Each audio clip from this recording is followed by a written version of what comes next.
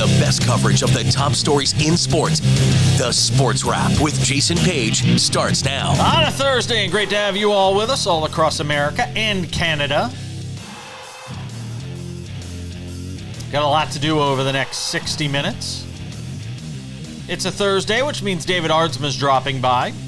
Former big league reliever and closer. We'll get some thoughts with him on all things baseball. We'll go through the wild card races. We will have the debate that is raging on. Aaron Judge or Cal Raleigh? Which should it be for MVP? Sam Yarnell will opine as well. Plenty to get to from around the NFL with a Thursday night game to talk about that. We'll do that in odds and ends. And Sam Yarnell, speak of the devil, and he shall appear. I mean, not the literal devil. It's okay. We don't think of you that way. We don't partake in such harsh rhetoric on this show. You can go to any of your political channels for that. So, Sam Yarnell, let's get things started and talk about, a Commanders team that's in Atlanta to take on the Falcons this weekend. Week 4 in the NFL. And, we've had this debate already a couple of times about different teams this season. And do you start your quarterback that's, maybe 50-50 in terms of health? Do you risk it? Do you not? And the Commanders are sort of faced with that decision here in week 4 in Atlanta to take on a Falcons team that is reeling right now at 1-2. And you can look at it one of two ways. You could say, hey, we can win with Marcus Mariota. We just did last week. Look what we did to the Raiders. Granted, it's the Raiders, who have the same 1-2 record as the Falcons. Do you risk it starting Jayden Daniels, knowing what he means to this team? Or do you say, on the other hand, well, if anything does happen, we have Marcus Mariota in our back pocket?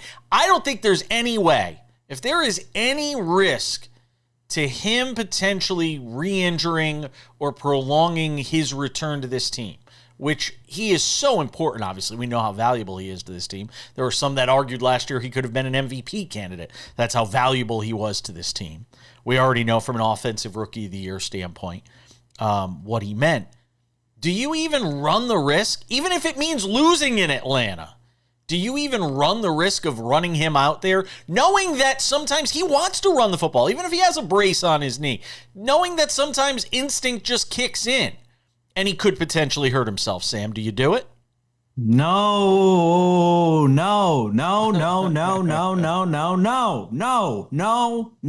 Did you learn nothing 13 years ago, Washington football franchise? Have we not seen this exact movie before? We have. I was there. I lived it. This is exactly what happened that ruined Robert Griffin III's career.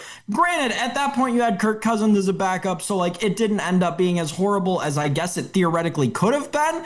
But that's not the point. The point is, do not start Jayden Daniels. Your franchise has made this mistake before.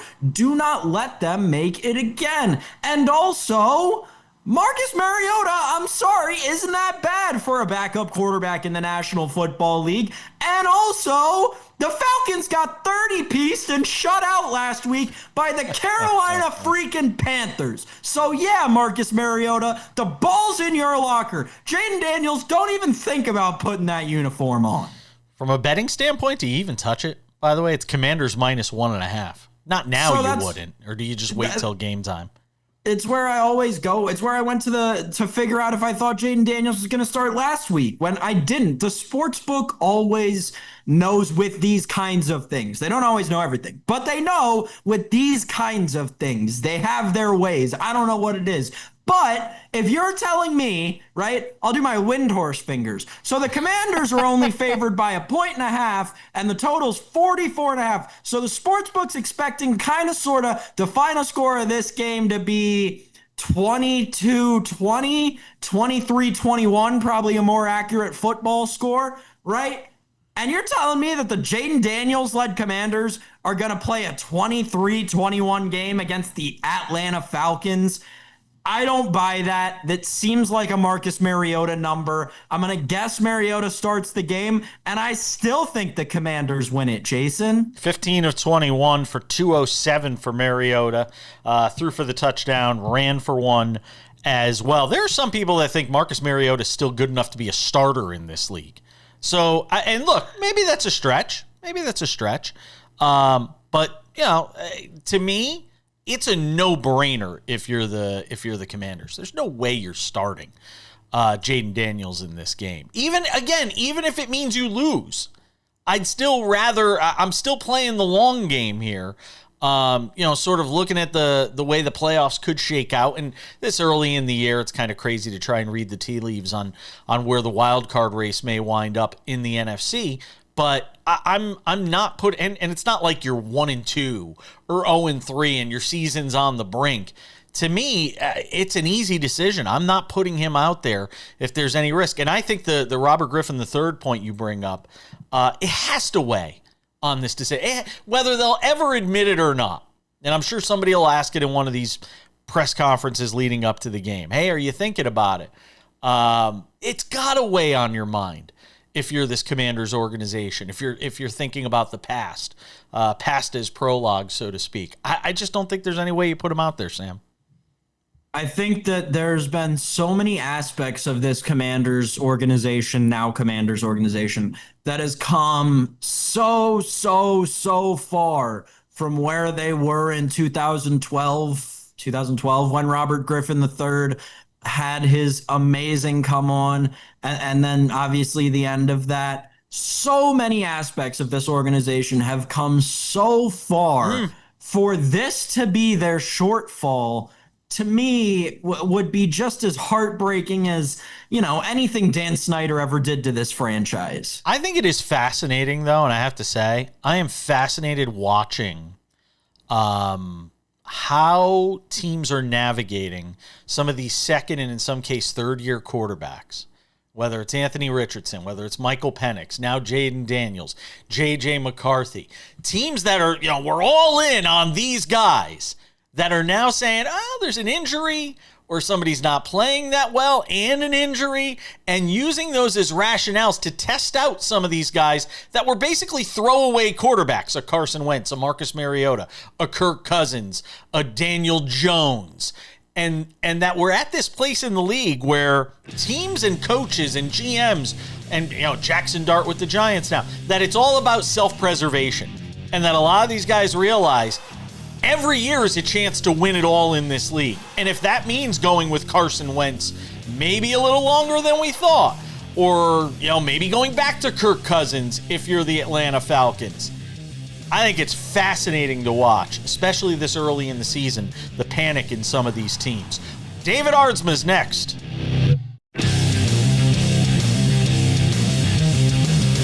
We keep the conversation going, as always, on a Thursday edition of SportsWrap. One of my favorite things we do on Thursdays. It's one of my favorite days of the week because it means we get to talk to this guy, David Aardsma. With the ultimate flex today on the show, he's wearing his own jersey. Former big league reliever and closer. That'd be like me wearing my... Oh, no, it wouldn't, because I didn't actually play for the Hartford Colonials. I wouldn't dare to wear that. Wear your bowling jersey. No, nobody. My bowling jerseys are really funny. They're very colorful, so nobody wants to see that either. So anyway, it'd be like Sam wearing his high school football uniform or something like that. I don't even have that. No? Do you have they didn't even let us keep those. Do you have your Letterman? Do you have your Letterman jacket? No, see, back in my day, they didn't let us keep the uniforms, and no one found Letterman jackets cool. I have a college Letterman jacket, actually, which is pretty cool, but I don't have one from high school. Okay, fair enough. I had one from golf. I was on the golf team, so I got a Letterman jacket from playing golf. But that's cool. That's all I got. That's awesome. That's all I got. And I got a whole box of bowling trophies up in the attic at my parents' house from when I was a kid. That's it.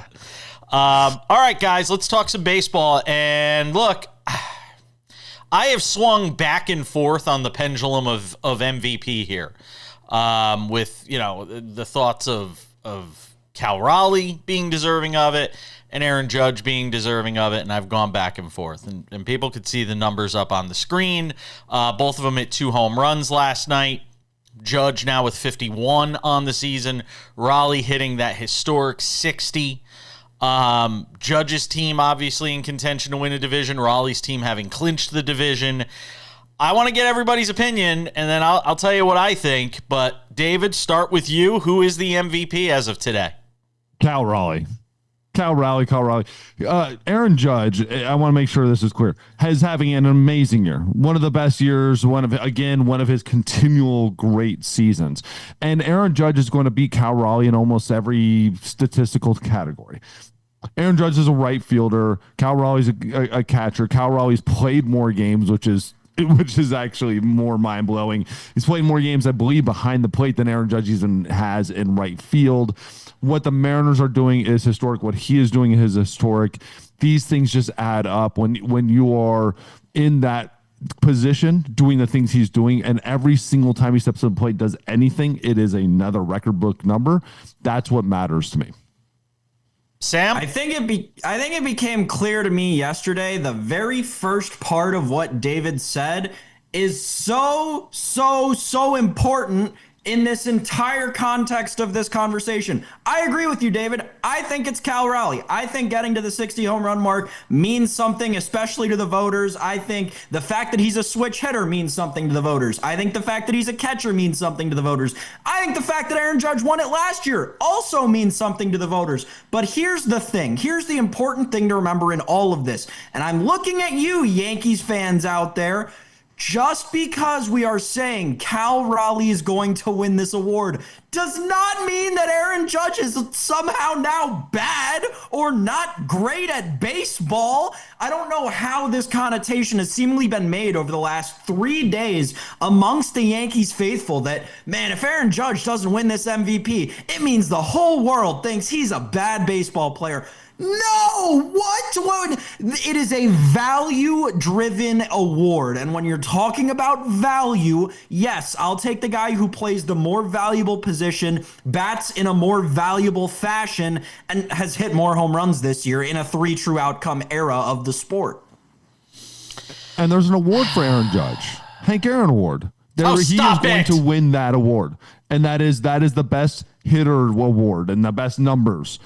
Most valuable. This is most valuable. So if you took either one of them off the rosters, neither team makes the playoffs.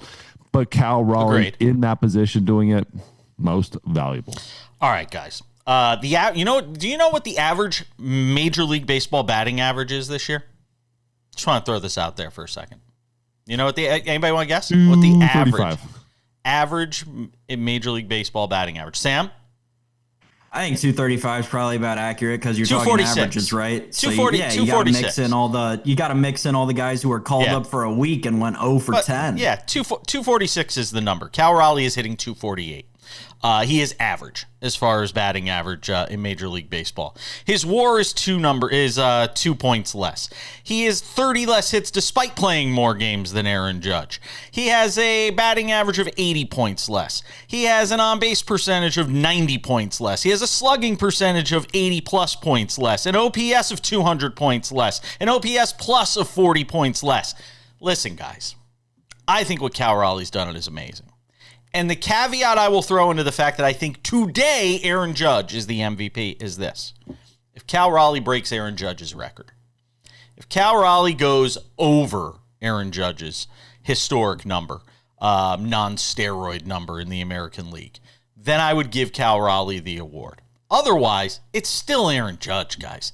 I mean, in an era where guys are hitting 248, 246 league-wide as an average. Aaron Judge is 80 points higher than that.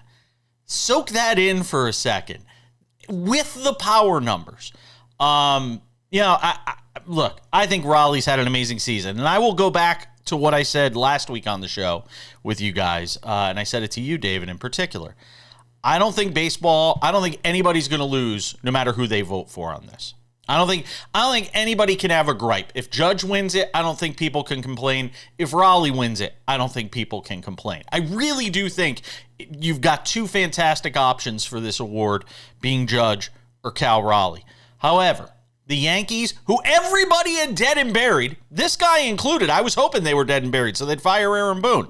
The Yankees right now are tied for the division lead. And keep in mind, they're going to have to win the division by a game because in a tiebreaker, the Blue Jays would win the division. But does anybody doubt right now that the Yankees have the momentum on their side going into this final few days of the season? I would think not. So I feel like the Yankees are probably going to win the division. So you're going to have two division winners. You're going to have two guys, with different statistical lines. And I think Judge is just a little bit better. And it's not New York bias to say that. I don't think it's New York bias if people claim that Aaron Judge is the MVP over Cal Raleigh. And I think people have to get off this idea that Aaron Judge, who's hitting 320-something this year, winning the MVP with 51 home runs, that it's some terrible thing if Aaron Judge wins the MVP. I think it's wrong. I don't think you're wrong either. I don't think it's some terrible thing. I think you can give it to either one, and it's deserving. Yes. As a team and what the Mariners are doing, I'm sorry. He's the face right now. The face? He's the face. Stop it. We're coming back. He's the face of this season. Judge is having a great year. He's the face. We got more. We're coming back.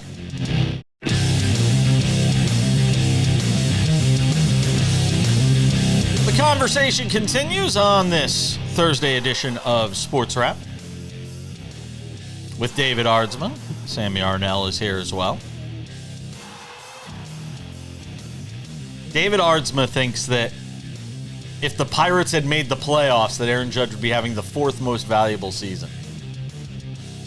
Yes. Not giving it to it. Stop it. We're not giving it to a pitcher. Yes. You want to talk about, they have their own award. Aaron Judge could get the Hank Aaron. Well, they have the Cy Young Award, and your guy Skeens is going to win that. And he should, by the way. He's had a fantastic year. But I don't think baseball is going to, I don't think anybody's going to be wrong. Sam said during the break he thinks that we should have to reevaluate the MVP award if Judge wins. I mean, that's asinine to me when you look at the numbers that bear it out. And again, I won't have a problem if Raleigh wins it. I really won't. You will not hear me come on the air the day after they announce this award and say that Aaron Judge got screwed. I don't think either guy's going to get screwed. Sometimes you've got years like this, and I think the vote's just going to be that close, guys. Now, by the way, we should mention in this conversation, the odds makers now have swung to Cal Raleigh in a big way. Yeah. It actually went down a little bit this morning because Raleigh was, I think, minus 220 when I woke up. Now he's minus 200. Aaron Judge plus 160. So there's been a little bit of a swing in it, even since I got out of bed this morning to where Aaron we Judge are now. woke up there. Yep. You know what? We're going to give it a little bit more to him. There it is, ladies and gentlemen. There it is. So Cal Raleigh minus 200 to win the award. Aaron Judge is plus 160, guys. All right. Let's talk about some of these divisional races. Which one would shock you more, the Blue Jays collapsing late or the Tigers collapsing late, David?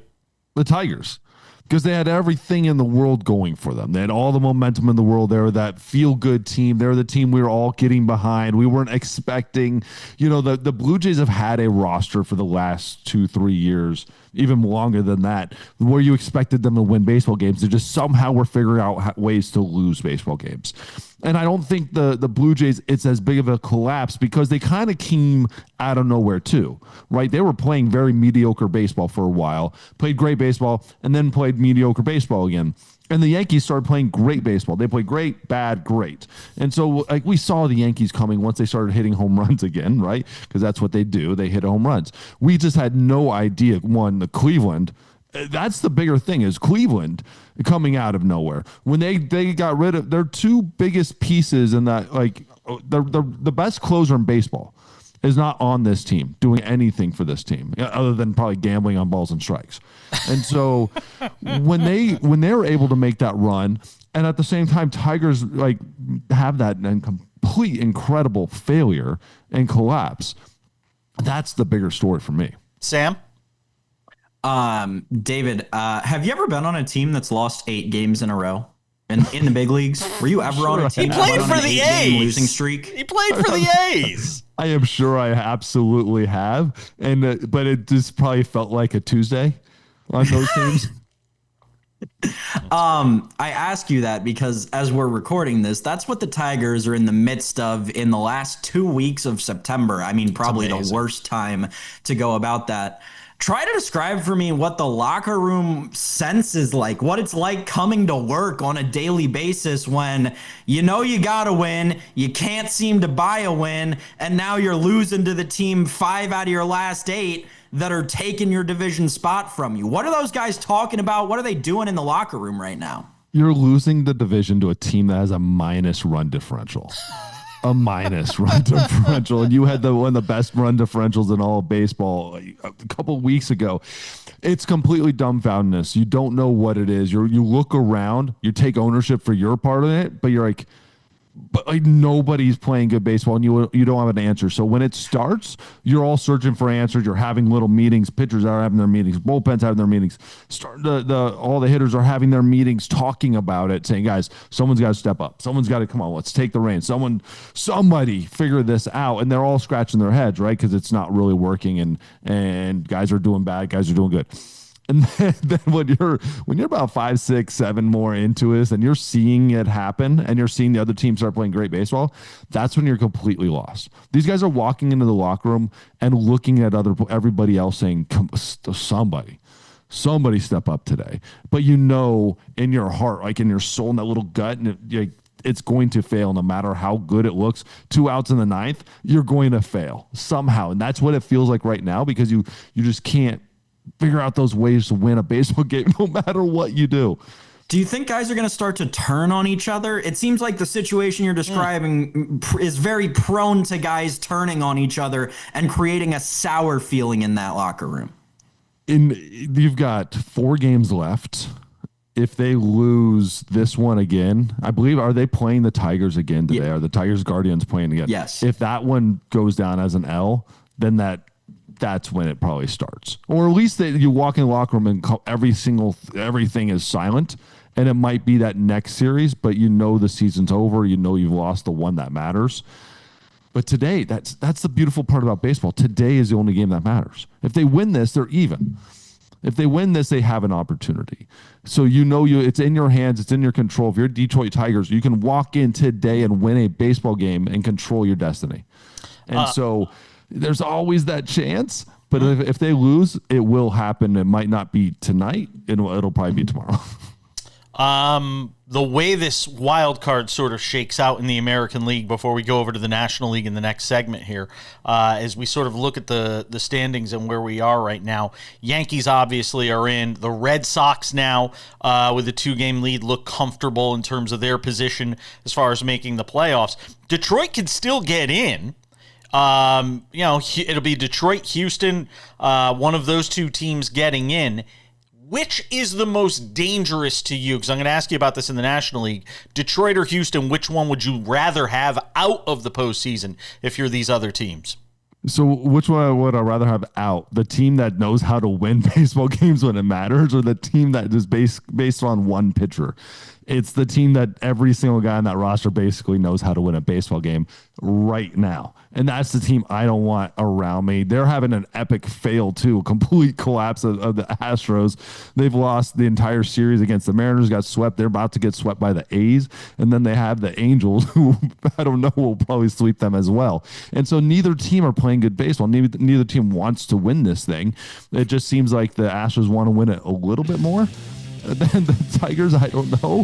But yeah, neither team wants this thing, but I definitely don't want to see the Astros. I'd rather see Detroit and all right, I'll lose the screwball, but who else are you going to beat me with? Talking about who wants to win it more, who wants to win it less, that is the National League wild card in a nutshell right now. I want to get to that coming up in a couple of minutes. And I want to ask David for his thoughts on ABS becoming official in Major League Baseball. We talked about it on the show yesterday with Dale Scott. We'll talk about it with David next.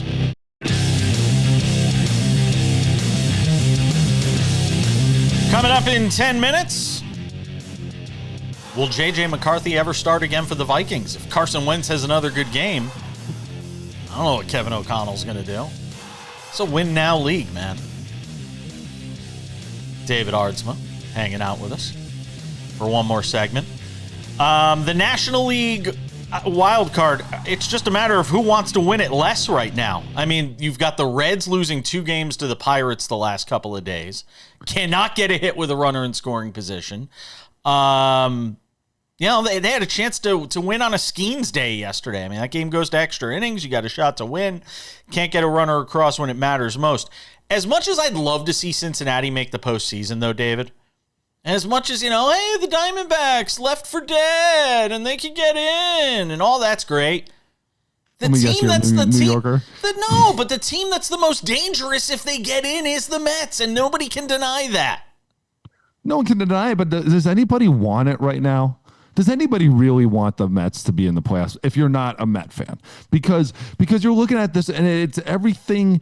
You hate big rosters and big money spends, and you love it at the same time Stars. too. And I love Soto, but this is that perfect kind of slap across the face of every team that just went out there and just spent money and assumed the playoffs. Right? I want to see stars. I want to see the game's best players on the biggest stage. Which is why you should want to see the Cincinnati Reds, not the New York Mets, the team that sent their ace down to AAA less than a month ago, the team whose ace is currently a rookie two-way player in Nolan McLean, the team that has no pitching. You want to see the Cincinnati Reds, buddy. You want to see Hunter Green throwing 101 miles an hour. You want to see Ellie De La Cruz batting from both sides of the plate and whipping it across the diamond at 95 on a heater. Nah. The Cincinnati Reds are the team that America should want to see in the playoffs. I'm so tired of the New York Mets. Did you just call them America's team? He did just call them he called them America's team. They used to play in the Great American Ballpark, so I guess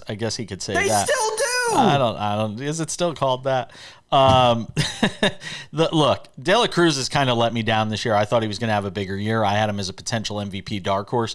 That team can't hit. My God, it is painful going through that lineup. That team's not going anywhere if they get into the playoffs. The Mets, they could actually get in as a wild card and wind up running through the National League if they get hot. They really can. Don't tell me the Diamondbacks can't at the same time. The Diamondbacks are the guardians of the National League. The Diamondbacks have just as many superstars. Which means they're not making it anyway. Wait a minute. If the Guardians are the Diamondbacks of the National League. And was left for dead. Because I'm just saying, we know what's going to happen to the Guardians. They're going to get into the playoffs and lose to the Yankees like they do every time. Standard operating procedure. But as the Guardians, I mean, again, the Guardians have only won 6 more games than the Diamondbacks. So it's not like there's a big, massive difference between the teams, but they're both left for dead. And the Diamondbacks out of nowhere were playing pretty good baseball to get into this point. Like, if the Reds aren't going to win it and they don't want to play great baseball, if the Mets don't want to play great baseball, at least give it to the Diamondbacks and give them a little bit of hope and then something that they can win some good baseball games too. I still think, and I've told you this, that the Mets are the best of the 3 teams, and the Mets will make the playoffs, but they don't deserve it by any means. If there's one team in both leagues that can just circle and say deserves it the very, very least and should be out of this, it is the Mets. No matter how bad Detroit's falling, they don't deserve to be out of the playoffs. The Mets do not deserve it. They played bad baseball kind of all year. They had one streak where they played some decent baseball, and they have been a letdown ever since Jump Street. And we're sitting here fighting for the Mets. They might cause a lot of damage. They will. If they get in, they're the most dangerous team of all those teams. If they get in, they're the most dangerous team. Yes. Because of that lineup, they are the most dangerous team. But I think the Reds are 1 year too early. The Reds are 1 year too early. You give me a couple guys in that lineup, a couple pieces here and there with Terry Francona at the helm. Next year is their year. This year is 1 year. Like I'll give you, Jason, I give you this. They make the playoffs, it's going to be couple out. Every time I watch that team, I can't figure out how they've won 80 games. I can't figure out how they've won 80 games every time I watch them. I need your thoughts on ABS. Challenge system. I've always been a fan of ABS. You have the technology. There you go. 2 challenges for each team. You get to keep them if you get them right. I think there's going to be a lot of challenges because I think hitters know the strike zone really well. I think you're going to see a lot of challenges next year, David. I think you'd be amazed by how little actually hitters know the strike zone. Oh, come on. No, watch games and watch their reactions to pitches that are strikes, and they always get it right when it's a ball. They always get it right. Watch their reaction to borderline strikes and the way they're jumping around and stuff. This is the historic with baseball. One, you never know what the pitcher is thinking because we're not allowed to have any reaction to balls or strikes. But watch their reactions to strikes, and what they're going to see next year is they're wrong a lot more times than they're right. And they're gonna complain about strikes. Wow.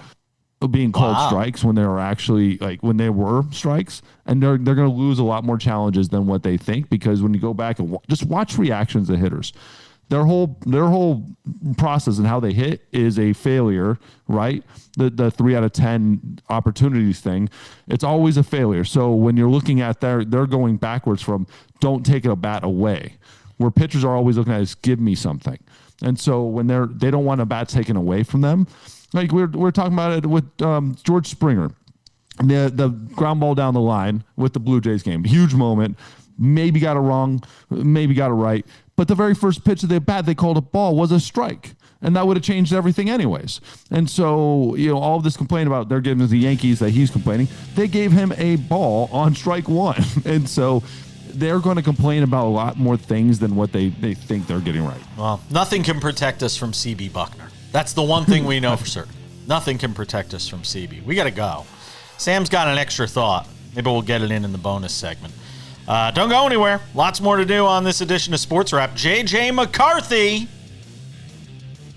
Will he ever start again? No.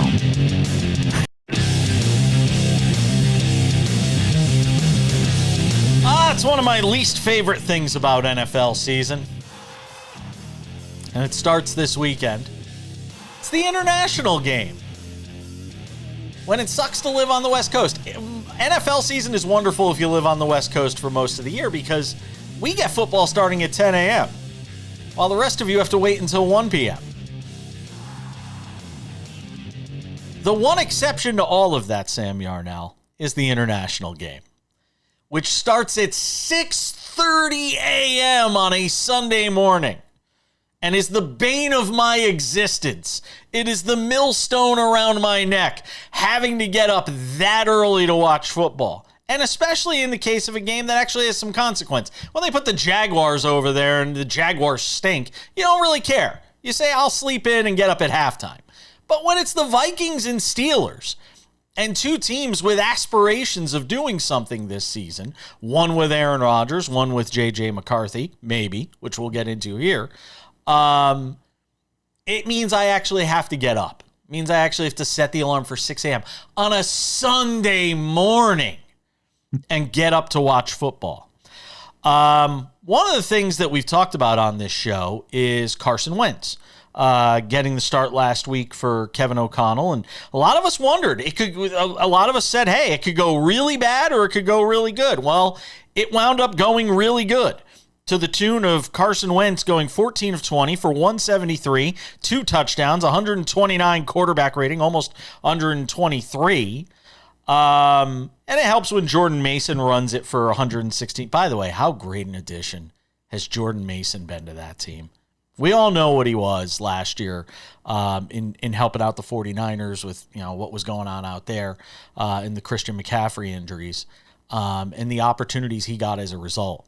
But how good has he been and how valuable has he been to this Vikings team? But it does lead you to ask the question, if Carson Wentz has another big game and you're Kevin O'Connell and you're in win now mode with guys like Justin Jefferson on this roster, and you see that you've got the Lions, who are obviously playing better after a week 1 loss. We know what the Packers are expected to do. The Bears just got to win, and maybe their offense is waking up, maybe it's not. But still, knowing how competitive that division is, if you're Kevin O'Connell, do you have to at least give it a thought to let Carson Wentz continue to start games, Sam Yarnell? Yes, I think this is all intentional, and maybe I'm putting too much trust in Kevin O'Connell, but I think he's one of the smartest coaches in the National Football League. And I think he's playing a big brain game here with JJ McCarthy. He's seen what happens around the NFL. Heck, he's seen what happens in his own division when you throw a quarterback to the Wolves before they're ready. And I think JJ McCarthy showed him in the first 2 weeks that he's got a lot of promise, but he might not be ready yet. And then Kevin O'Connell sat down and he took a look at the schedule and he said, wow, look at what I've got coming up. I've got the Bengals, okay. And then I've got the Steelers in Dublin. Then I've got the Browns in London. Then I've got the Eagles, then I'm at the Chargers, at the Lions, then I'm home for the Ravens, then I'm home for the Bears, then I'm going to Green Bay. It is a gauntlet of a schedule that the Minnesota Vikings are about to have to run through. And I think Kevin O'Connell may have brought in Carson Wentz, give him a week to play against the Cincinnati Bengals, get comfortable in this offense, had a week before that to get familiarized with the playbook and all that kind of thing. Now I think that Kevin O'Connell thinks he's seriously got a chance to win with the team he's put around the quarterback, and he wants a quarterback that's willing enough to go up against some of the best defenses in the NFL and not have it mess with their psyche at all. I don't know if JJ McCarthy was in that spot, and I think he showed you that in the game against the Falcons. So I might be giving too much credit to Kevin O'Connell, but I think this is a big brain move by KOC to get the veteran presence in, get him to quarterback your team through the hardest part of his schedule. And to answer the question directly, yeah, I think there's a chance we see Carson Wentz for a few more weeks in that Vikings purple. The problem is if you go a few more weeks, the vultures are going to be swirling around. You know, what is the name of their stadium? Is it Bank of America or I forget. U.S. Bank. U.S. Bank. I knew it was a bank. So that counts for something. You're going to have the vultures sort of swirling around that stadium. If this thing goes as deep as you're saying it does, I don't know if you can go back to McCarthy at that point. I don't think you can take the risk. You know, if this team wins, 4 of its next 5 or goes on a run like that, I don't know if you can make the switch back to McCarthy at that point, because if you do, you're going to get second-guessed until the cows come home, and the once brilliant Kevin O'Connell becomes a moron if he goes back to McCarthy, McCarthy struggles, and you don't wind up making the playoffs. Yeah, well, if they win 4 of their next 5, that means they've beaten some denomination of the Eagles, Vikings, and of the Eagles, Chargers, and Lions. They've only lost to one of those teams. And if that's the case, we're going to have no chance but to start talking about the Vikings as Super Bowl contenders. Because if they're beating teams like that and plucking them off with Carson Wentz as their quarterback, yeah, we can 100% talk about that team as being a contender to win it all this year. And the other piece of that is this. If they do that, right, the narrative around Kevin O'Connell changes and people don't care about JJ McCarthy, because now Kevin O'Connell's taken old, washed up, seemingly quarterbacks 2 years in a row and said, look at this, guys, everyone getting the KOC backpack. We're going to the Super Bowl. Get ready. That's going to be the narrative around that Vikings team if they win 4 of their next 5. People forgot they even drafted JJ McCarthy a couple of years ago. Listen, I said this in segment 1 today. I think the urgency of the now sometimes is going to cause you to put, your plans on the back burner a little bit here. And I think the Vikings could very well be in that position. Look, everybody thought it was a foregone conclusion that Anthony Richardson was the future of the Indianapolis Colts. Anthony Richardson may never start another game in Indianapolis, barring something going horribly wrong. For Daniel Jones, which obviously we don't root for. So I think fortunes change on a whim. And sometimes guys lose their job to starting jobs due to injury. Odds and ends are next.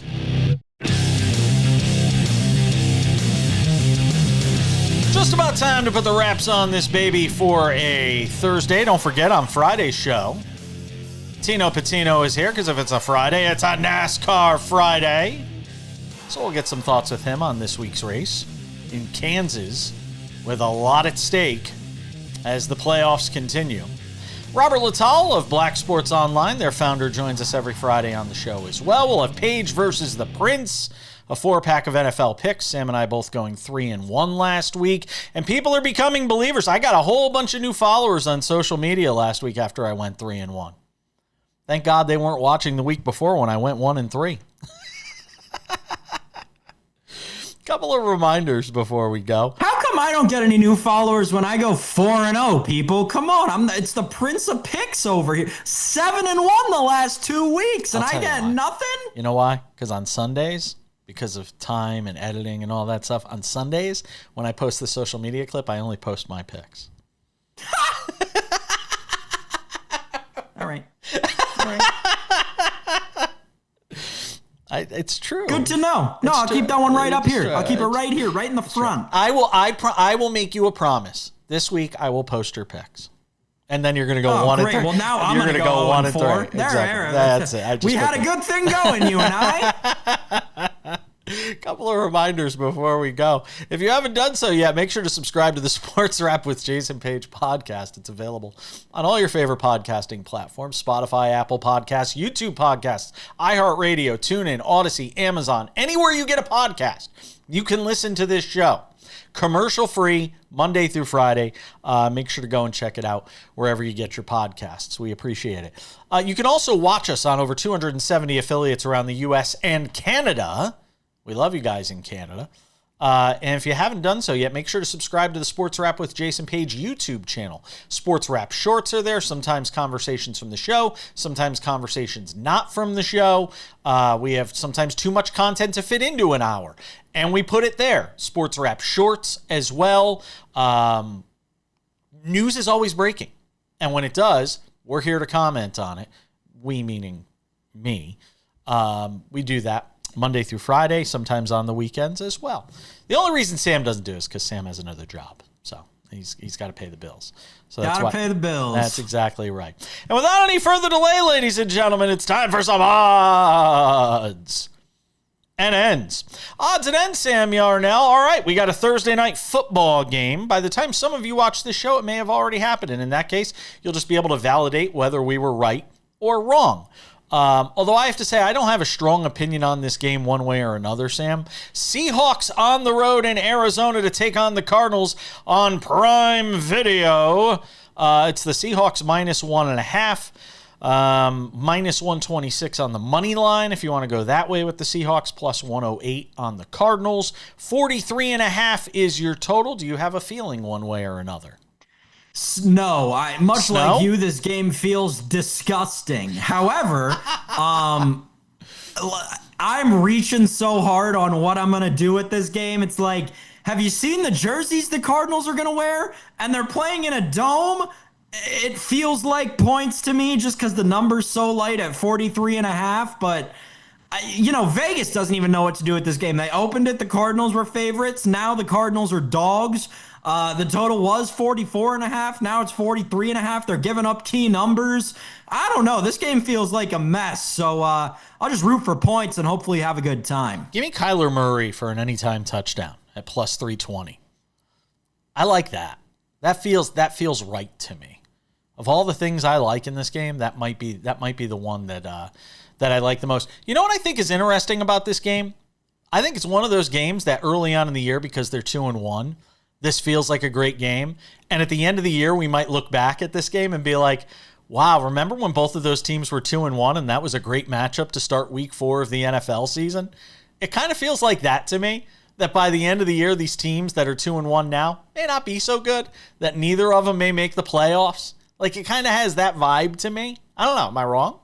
No, I get that. I totally do. But I think that has a little bit of historical context associated with it, right? These are two teams that were used to having high hopes coming into seasons. We're used to them contending for an NFC West and then melting down towards the end of the year. So, I totally see how that could be something that we're looking back on this game in 10 weeks and thinking about. Nothing about this game thrills me except Kyler Murray +320 for an anytime touchdown.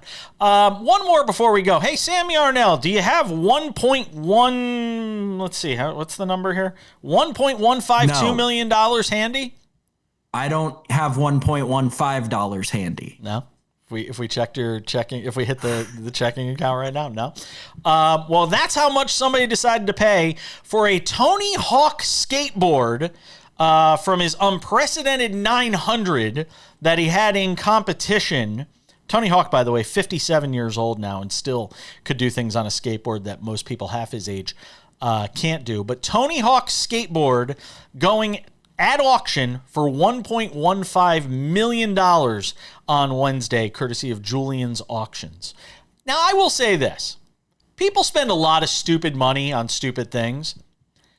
This is one because a skateboard is something you can display. It's large. It's almost like an art piece. Of all the crazy amounts of money, like if you get a baseball card, it's like this big. If you go and spend a lot of money on it, and you're almost afraid to even have it out anywhere, Sam. I don't have a problem with this one. Of all the stupid amounts of money people spend on collectibles, this is kind of a cool one. The video of Tony Hawk hitting that 900 is iconic. If I had that kind of money, I would pay that much for the skateboard too. It's just a piece of sports lore that'll live on forever. I agree. Never got on a skateboard in my life. Can't say I miss the fact that I didn't. We'll see you tomorrow on the show.